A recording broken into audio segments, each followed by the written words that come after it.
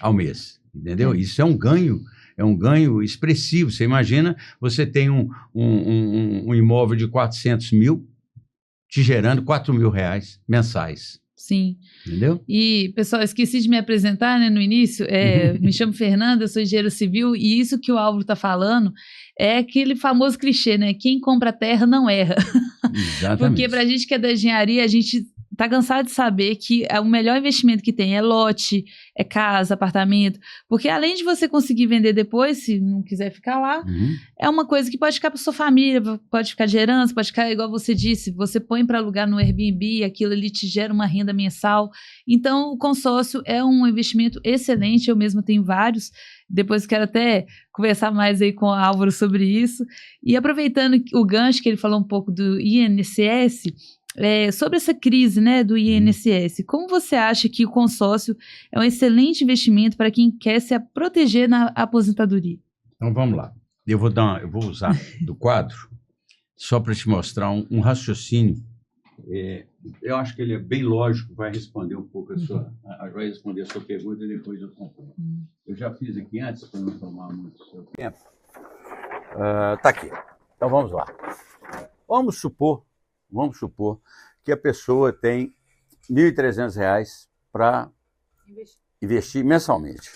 Com R$ 1.300 hoje, na administradora que eu trabalho, ele vai estar pagando uma parcela reduzida para uma carta de R$ 500 mil. Certo? Então ele começou hoje. Então, no momento zero, ele tem 0 imóveis. Concorda comigo?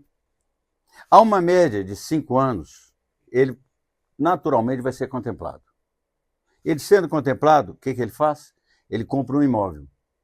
Pega esse imóvel, vende. Pega esse imóvel, aluga. O valor do aluguel, então se ele está comprando um imóvel de 500 mil, se ele estiver ganhando 0,5%, ele já está empatando a parcela cheia. Se ele estiver alugando no Airbnb, ele está ganhando 5 mil, a parcela cheia dele é em torno aí de 2.700, 2.800. Já está sobrando para ele. Correto? Já está lucrando. Já está lucrando. Fora a valorização. Daí a 5 anos, ele comprou o segundo imóvel. Daí a 3 anos, mais 5 anos, ele comprou o terceiro imóvel. Mais 5 anos, ele comprou o quarto imóvel. Se ele estiver no aluguel padrão, ele vai ganhar hoje, no Brasil, em média, 0,5. No Airbnb, entrou em torno de 1 a 1,2. Então, você imagina bem, uma pessoa com 40 anos, ele começou isso aqui, significa que aos 60 anos, ele está com 4 apartamentos, gerando uma renda passiva para ele, entendeu? Fora a valorização do imóvel. E entendeu? Fora que aquele lucro que sobrou, ele pode comprar outra carta. Sim, se a pessoa estiver voltada para isso mesmo, e parabéns, você falou uma coisa que muito pouca gente pensa nisso, o que acontece? Você que está ganhando aqui, vamos supor que você comprou um Airbnb, então você está ganhando, vamos botar aqui 0,8. Você está ganhando aqui, não vou nem botar 1, vou botar 0,8, vai dar 4 mil por mês, correto? A carta é 2.600, já sobrou 1.400, já sobrou outra carta.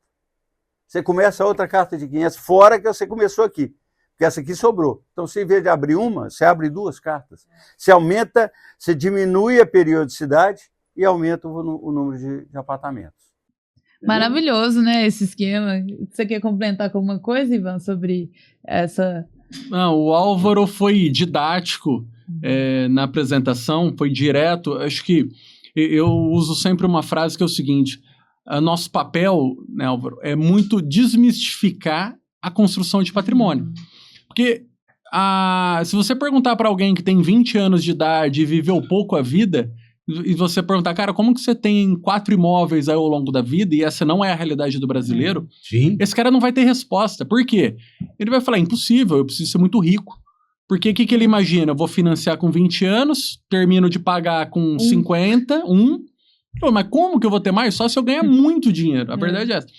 Mas com o consórcio, o Álvaro foi cirúrgico aqui na explicação, ele consegue alavancar grandemente seu patrimônio. Qual que é o ponto? Precisa se planejar, precisa se organizar, precisa confiar no processo. Não, e uma coisa que eu digo muito é o seguinte, muitas vezes eu posto esse tipo de coisa, uma coisa que a gente precisa aprender a ter, gente, é persistência e disciplina. Sem isso, você não vai conseguir nada.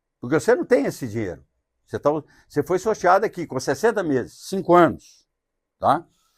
A alavancagem que a gente chama também de otimizada. Como é que ela funciona? Desculpa a letra, viu, gente? A otimizada funciona... É filho de médico, né? Eu falo isso não. Pior que é. Então, o que acontece na alavancagem otimizada? A pessoa tem R$1 milhão. Muito bem, eu tenho R$1 milhão e quer comprar um imóvel. E aí, depois eu quero fazer um parênteses. Vou fazer um parênteses antes de eu seguir aqui, tá? O pessoal fala que consórcio é ruim. Nós temos hoje no Brasil, que agora abriu uma janela, vamos aproveitar, né? O pessoal fala no Brasil que você tem 3 formas de comprar. Ou você compra no Brasil à vista, né? Não me critica a letra, não. À vista, financiado ou no consórcio. No Brasil são as 3 formas que você tem para comprar imóvel. Saiu disso aqui, você não tem como comprar. Então, aproveitando esse gancho de R$1 milhão, o sujeito tem R$1 milhão. Ele hoje, quem tem R$1 milhão hoje no Brasil, está ganhando 10 mil por mês. Concorda comigo? Plausível? 10 mil? 10 mil, 8 mil, 10 mil. Tá. O CDI, né? Tá na mão dele. Até mais um pouco.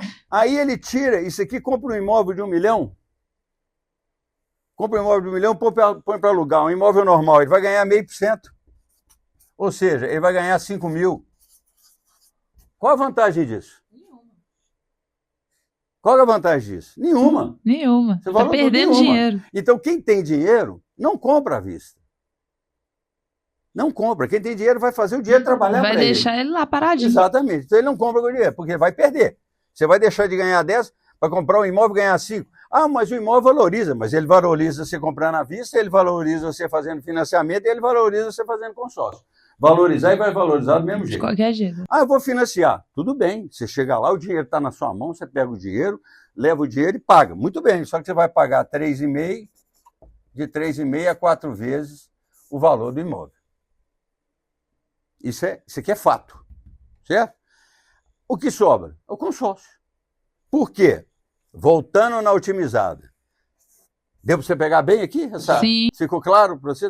Viu aqui a diferença? Então, nenhuma. Então, o sujeito tem R$1 milhão. O que ele faz? Ele compra uma carta de R$1 milhão, tá? Pega desses R$1 milhão, põe 500 mil, ele deixa aplicado, em aplicações resgatáveis, e pega 500 mil e dá de lance numa carta de R$1 milhão. Contemplou? O que ele faz? Ele vai pegar isso aqui, põe isso aqui para alugar, com o valor do aluguel que ele vai receber, e talvez ele vá precisar de uma parte desse aplicado para pagar a cota. Entendeu? Porque esses 500 mil vai estar dando para ele 5 mil. Aqui ele vai estar ganhando uns 5 mil reais.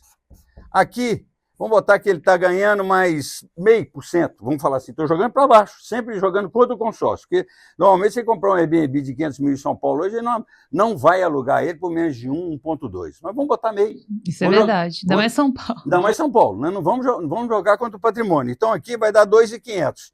Então você tem 2.500. A carta dele cheia é 5, então você tem 7.500.